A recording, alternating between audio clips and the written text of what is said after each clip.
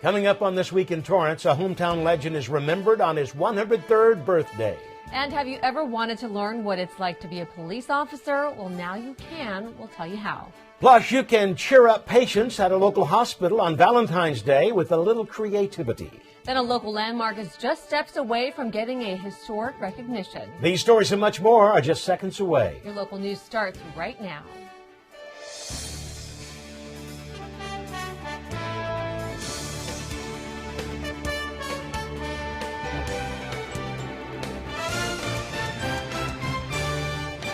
Hello and welcome to This Week in Torrance. I'm Jin Chun. And I'm Ben McCain. Thanks so much for joining us. Here are your top stories. As people around the world mourn the loss of 9 lives in a tragic helicopter crash in Calabasas, artists from across the Los Angeles County are honoring basketball icon Kobe Bryant through their art. If you pass by this Torrance business, low-key smoke and vape shop on 182nd near Prairie, on their property, you will see a mural of Kobe Bryant coming to life thanks to artist Jason White. He says after learning about his passing, he spoke to the owner to see if he could remember the legend through art.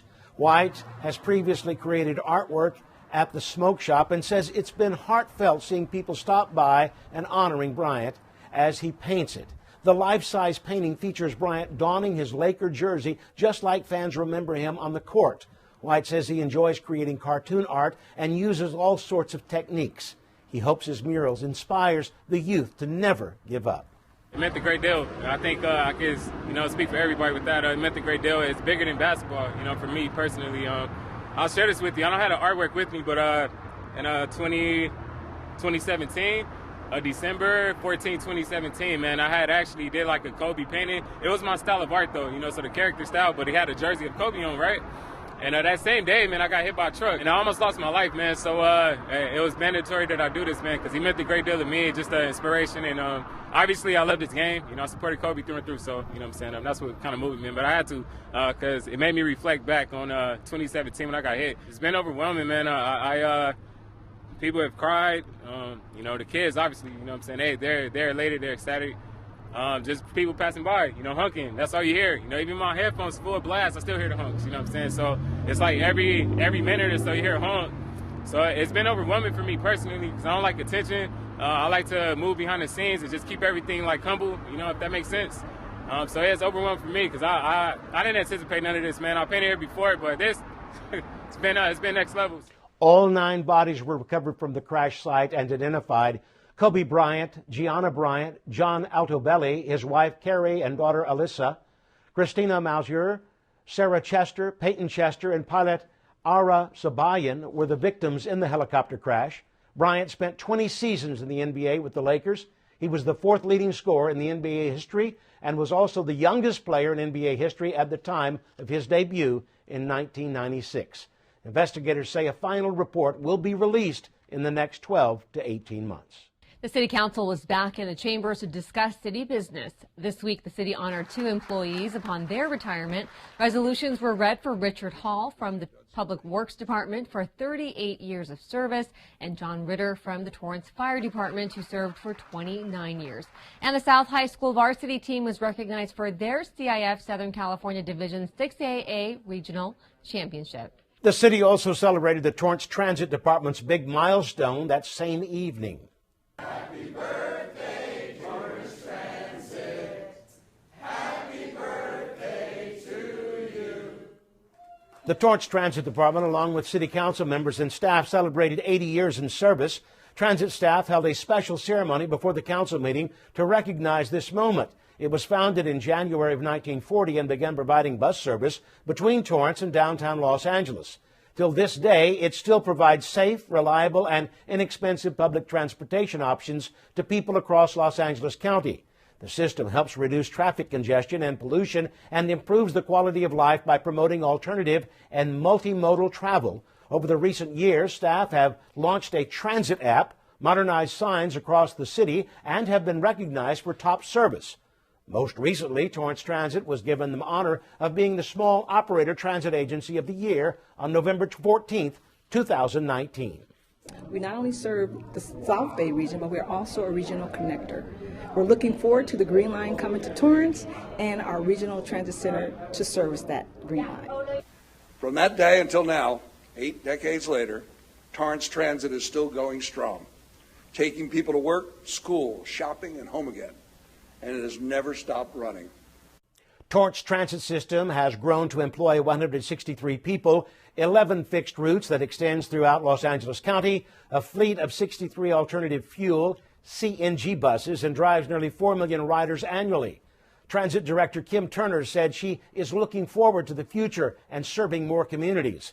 Council also read a proclamation in celebration of 80 years of service.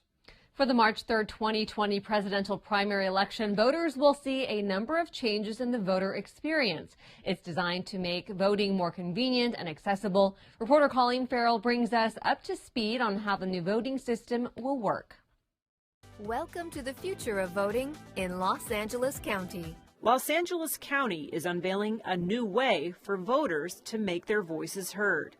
Among the changes, you'll soon be visiting a vote center instead of a polling place, and you'll have more time to vote. Instead of just one day, you can vote during 4 or 11 days, depending on the location. You can also vote from any vote center in the county. The vote center locations will be determined through a comprehensive spatial analysis designed to gain understanding of when and where voters are most likely to vote. It gives voters a chance to go anywhere within LA County and still be able to vote on their local ballot. Another change, say goodbye to those archaic paper rosters and hello to electronic poll books that enable instant voter registration on site, along with verification of voter data in real time. An interactive sample ballot will make it easier for voters who want to make their selections at home using the internet. At the voter center, they can then enter their selection using a simple QR code. From there, the new electronic ballot marking device, or BMD, will print out your ballot to verify for accuracy. Your printed paper ballot will then be placed in a secure ballot box in the back of the BMD and transferred to a secure facility where votes will be tallied on an independent vote tabulation system. If you still prefer to use a paper sample ballot, you can do so. Simply bring it in and transfer your selections manually into the ballot marking device. This is to bring us into the 21st century. The machines that they'll be voting on are very convenient because you can change the contrast on the machine to make it easier to read. You can change the language to match whatever language you're more comfortable reading in, and you can verify your ballot before you print it and drop it in the ballot box. How do I know someone else didn't go register, didn't go and vote using my name? So it goes through 3 levels of verification before we process the vote. By design, the BMD is not connected to any network or to the internet, so it doesn't store voter data or tally votes. With questions about security answered, after a test drive, most are ready to embrace the change. I like the idea it can print out and so I can see in advance what I voted for, and I can make changes if I want to before I file the ballot in the machine. It's easy to pick up. It's pretty simple. When I first got here, I learned how to do it, so pretty cool. It's all designed to be secure and transparent to ensure that everyone's vote gets counted. For Torrance City Cable, I'm Colleen Farrell.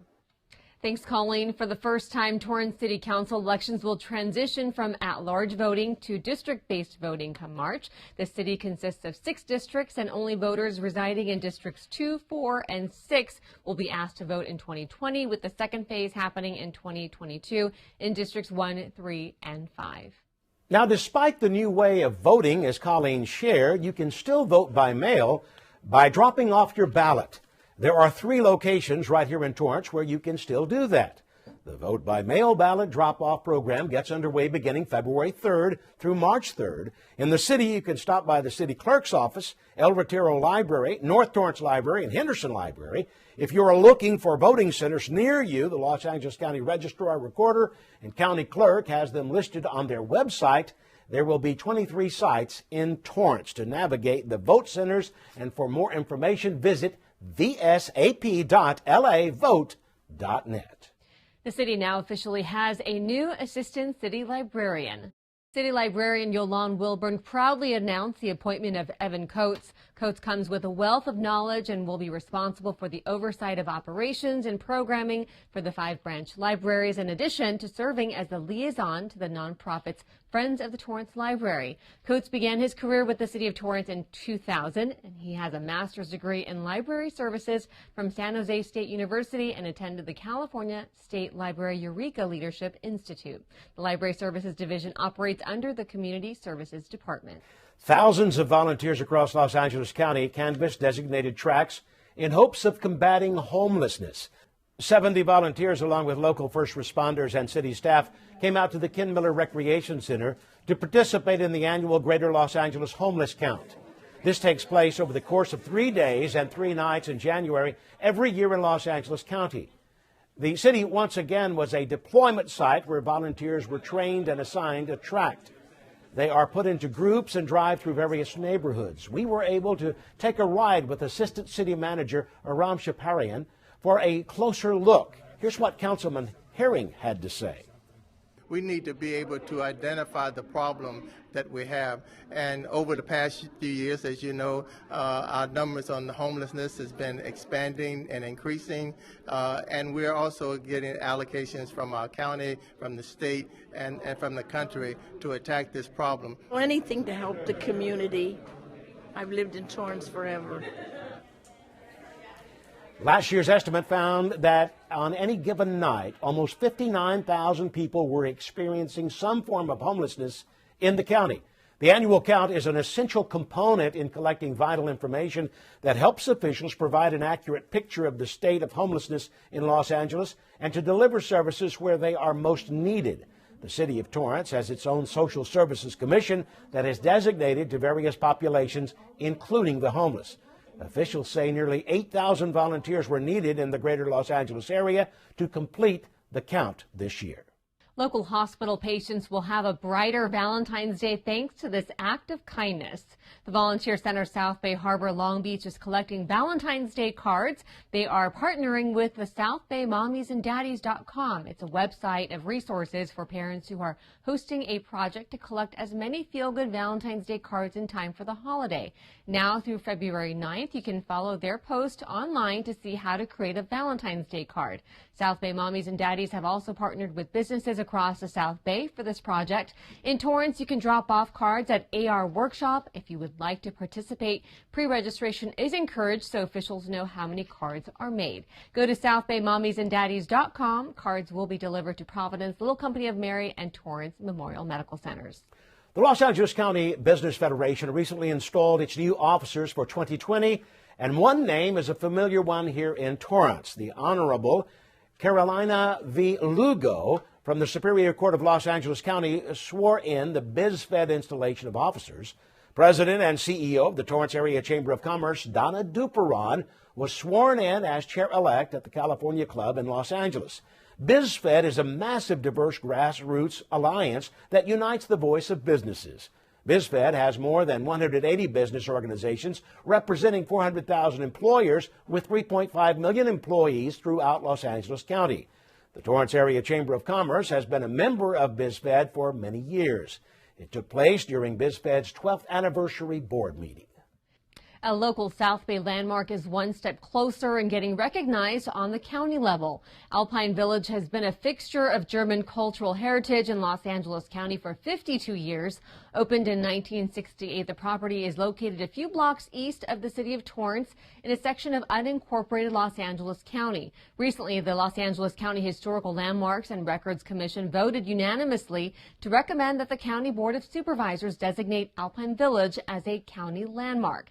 Officials say to date more than 120 letters of support have been submitted, with several members of the Friends of Alpine Village Coalition and Conservancy attending meetings and testifying for the designation. The report prepared by the county's preservation consultant found Alpine Village historically significant for its association with commercial development as a center of European American social and cultural activity. It also offers a rare example of a Bavarian-themed shopping court. Next, the nomination will come before the Los Angeles County Board of Supervisors, who will cast the ultimate vote. The property gains protection against demolition if it is designated as an official landmark. Well, still ahead, a local hero was remembered on his 103rd birthday. Plus, performing artists get recognized for their talents at an annual awards ceremony. Yes, but see, you don't have a college degree. Well, no. Okay, well... Wait. Before you skip over me, can you at least hear me out? No, I do not have a college degree, but I've been working 2 jobs since the age of 18. I've been doing internships while raising my little brother, and any moment that I can spare, I'm studying, just trying to better myself. Okay, I'm ready for this. Wow. I'd love to hear more. Look beyond the resume and discover new ways to develop great talent at gradsoflife.org.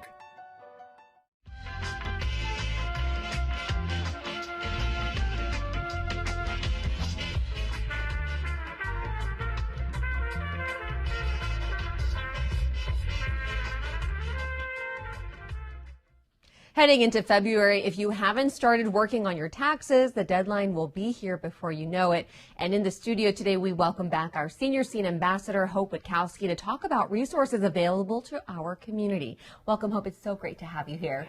Thank you, Janet. Thank you for having me here. It's great to be back. Now, I know it's early February, but tax season is officially here, right, Hope? Right. And if you haven't already, people at home should be making appointments with their accountant. I know we just did. And getting their paperwork together to file their taxes so that you're not scrambling on the eve of the deadline. That's right, Jen. And thankfully, seniors can take advantage of help that's available to them for free. And they can get all their taxes filed on time. AARP, which stands for the American Association of Retired Persons, has partnered with the IRS certified and trained AARP tax volunteers to help our local seniors. That's incredible. I mean, what a great resource. Now, give us the basic information. How do they sign up? Where do they go? You know, tell us more. Okay.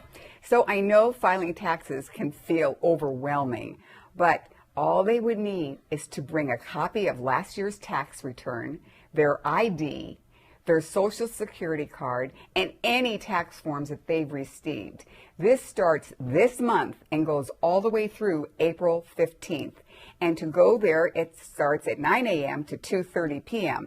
And it's available at the Russ Nolte Annex, which is located on 1339 Post Avenue, right next to the Torrance Historical Society and Museum. And it's actually inside the Focal Point on Aging office.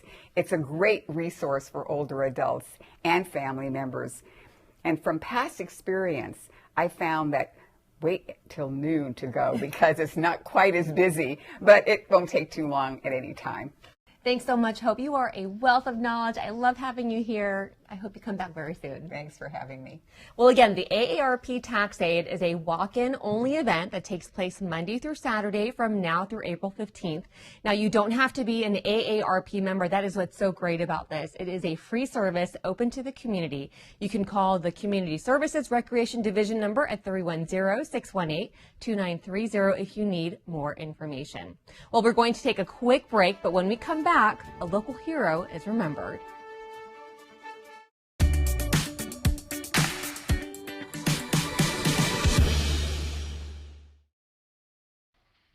A local Torrance hero was remembered on what would have been his 103rd birthday. I went over and I shook his hand. He just said one thing. He just said, "The boy with the fast finish." So actually, he thought that was... Hometown hero Louis Zamperini was a Torrance resident, a World War II veteran, and Olympian. He was remembered and celebrated by the community and the Torrance Historical Society recently. Community members, his children, and even Torrance High Track team members were in attendance. Zamperini's son, Luke Zamperini, shared his personal stories about his father to the attendees. And there was no better place to host this occasion than at the museum, where a majority of Zamperini's memorabilia is displayed for the public. The Historical Society is now curators of Louis Zamperini's trust collection. People were able to watch the City Centennial DVD of Louis Zamperini, Triumph of the Torrance Tornado, and the clip of when Zamperini won the 1934 Southern California Track and Field Championship. Debbie Hayes from the Torrance Historical Society and Museum says she hopes people will learn from Zamperini's words of "Don't give up, don't give in." We want to celebrate that life because even though he has crossed the final finish line, he is still an inspiration to those who know his story, especially the youth and especially those at Torrance High. I need to be here. It's important for the Zamperini family to continue to have a presence in Torrance, particularly at the Torrance Historical Society.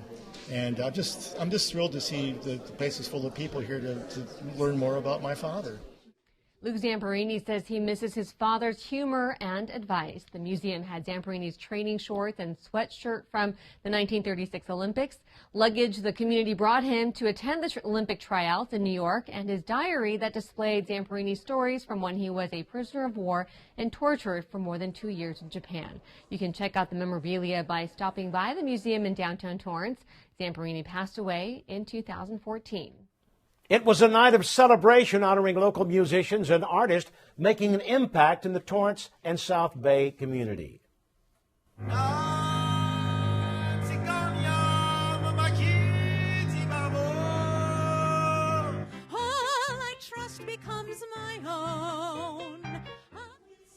There was no better way to honor the performing arts than having the award recipients this year give the audience a taste of their talents.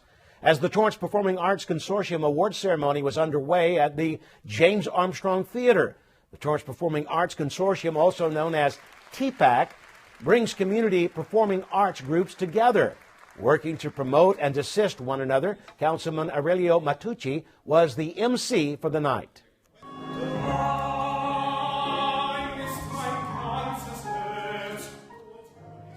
Awards given during the ceremony included 2 Peggy Dowell President Awards, 9 Daily Breeze Making a Difference Awards, 6 Mercury State and Theater, and 2 Poetry Awards. The Making a Difference Award is to encourage young performing and visual artists. Jane Lee, a recipient of the Daily Breeze Making a Difference Award, has 2 music schools in the South Bay and a nonprofit called Musical Miracles.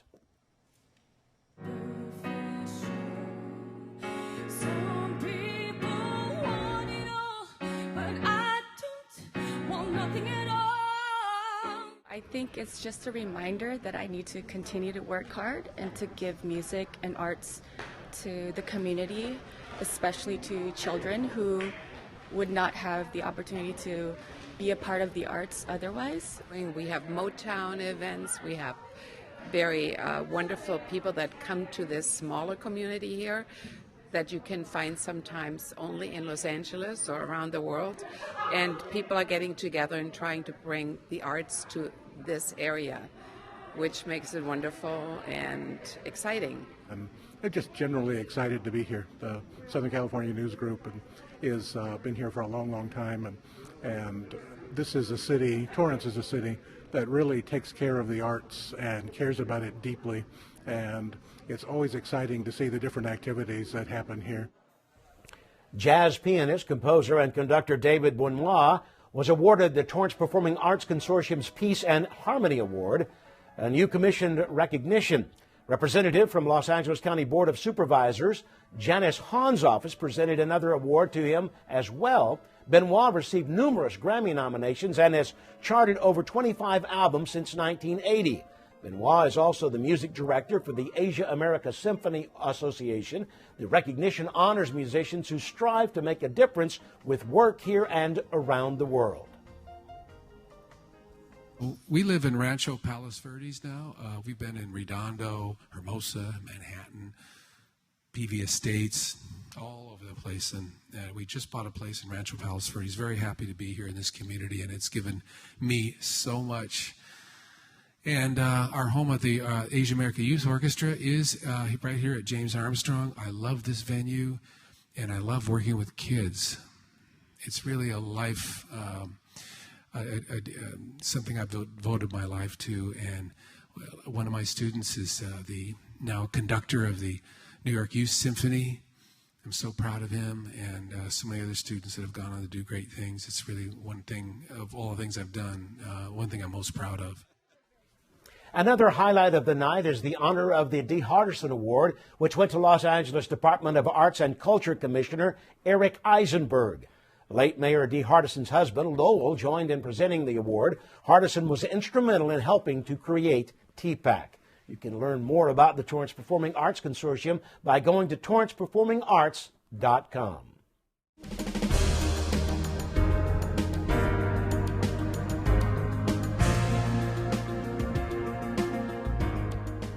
Thanks to a new business now in Torrance, shoppers may get a chance to find some rare gems.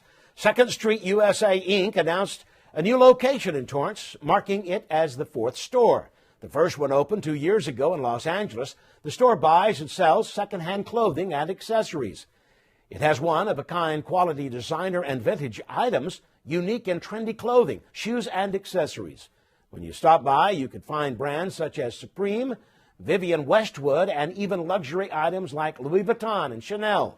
The Torrance location will be on Hawthorne Boulevard near Emerald Street. It will have nearly 10,000 items, including gently worn clothing, bags, shoes, and accessories. The newly added section will be kids' clothing, making it the only second-hand store carrying this. You can buy and sell clothes online as well.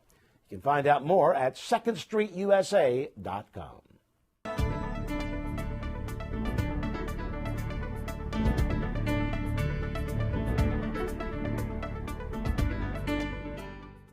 As more cases of the coronavirus appear locally, health officials say it's a good idea to be aware of the symptoms. The Los Angeles County Department of Public Health say people don't have to take any special precautions at this time, and there are no immediate threats to the public in the region. What's being called the novel coronavirus is a new one that hasn't been identified before in humans. This type is usually found in animals, but can spread to humans. Recently, hundreds of cases of pneumonia associated with the virus in Wuhan City, China, have been identified. It is spread from an infected person to others through coughing, sneezing, close personal contact, touching an object or surface with the virus on it, then touching your mouth, nose, or eyes before washing your hands. Symptoms are fever, cough, difficulty breathing, and severe illness. Officials say people who traveled to Wuhan since December 1st, 2019 could be exposed to the virus. While there have been no cases in Torrance reported, the city's Office of Emergency Services is in constant communication with the Los Angeles County Office of Emergency Management. You can follow the city's Office of Emergency Services on Facebook at Torrance OES. The American Lung Association released the latest statistics on tobacco use in California. In their State of Tobacco Control 2020 report, tobacco use remains the nation's leading cause of preventable death and disease. The report shows that California receives solid grades in many areas, but officials say there is a disturbing trend threatening the health of the state's youth as e-cigarettes have taken a, quote, deadly turn. Youth vaping is rising at a quick rate, and there has been a 135% increase in high school e-cigarette use in just the past 2 years.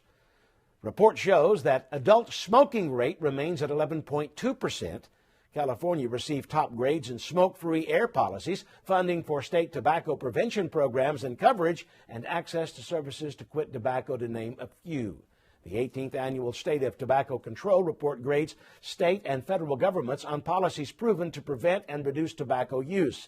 Officials say they urge state and local officials to pass restrictions on the sale of all flavored tobacco products to support public health and save lives. The Torrance Unified School District plans to host 2 more educational vaping workshops on February 5th and March 18th. Now let's check in with Leslie Robbins on what's new and exciting in local sports. Hi, Leslie. What do you have for us? What's up, Jin and Ben? Coming up on the sports desk, from Torrance to every corner of Los Angeles County and beyond, the legendary LA Laker Kobe Bryant is remembered. That and much more. Be sure to watch every day at 4 and 9:30. Back to you in the studio. Thanks so much, Leslie, and that does it for us on This Week in Torrance. I'm Jin Chun. And I'm Ben McCain. Thanks so much for joining us. We'll see you next time.